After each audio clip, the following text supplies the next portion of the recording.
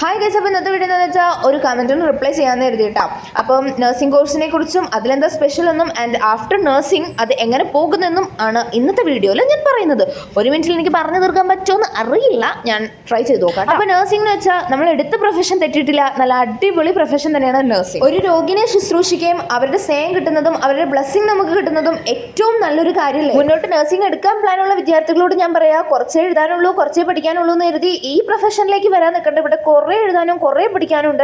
Care plan, case study, case presentation, assignment, health education, ഏവിയേറ്റ് തീർന്നിട്ടില്ല. ഇനി അവർക്ക് തരണമെന്ന് തോന്നിയാൽ പിന്നെ നമുക്ക് എഴുതാൻ തരും. നമ്മളത് എഴുതി സബ്മിറ്റ് ചെയ്യും. സബ്മിറ്റ് ചെയ്ത് കഴിയുമ്പോൾ അതിലേറെ കറക്ഷൻസും നമുക്ക് കിട്ടും. ഇതിലൊന്നും നമ്മൾ തളരാൻ പാടില്ല. പിന്നെ നമ്മൾ എഴുതി സബ്മിറ്റ് ചെയ്യുക. ഇനി നഴ്സിംഗ് മുന്നോട്ട് പഠിക്കാൻ ആഗ്രഹമുള്ളവരോട് ഞാൻ പറയാം, നിങ്ങൾ പോകുമ്പോൾ നല്ല കോളേജാണോ, ഹോസ്റ്റൽ എങ്ങനെയാ, ഹോസ്റ്റൽ ഫെസിലിറ്റീസ്, ഫുഡൊക്കെ അന്വേഷിച്ചതിന് ശേഷം ആഫ്റ്റർ നഴ്സിംഗിനെ കുറിച്ച് പറയുകയാണെങ്കിൽ കുറേ പേര് പറഞ്ഞിട്ടുണ്ട് ഭയങ്കര പണിയാണ്, കഷ്ടമാണ്, അങ്ങനെ ഇങ്ങനെയെന്നൊക്കെ. സ്റ്റുഡന്റ് ആയിരിക്കുമ്പോൾ തന്നെ നല്ല കഷ്ടമുണ്ട്. ഇനിയിപ്പോൾ ജോലിയിൽ കയറിയിട്ടുള്ള കാര്യം പറയണോ? എന്തായാലും നഴ്സിംഗ് അടിപൊളിയാണ്. അപ്പം ഇത്രയുള്ളൂ. ടാറ്റാ.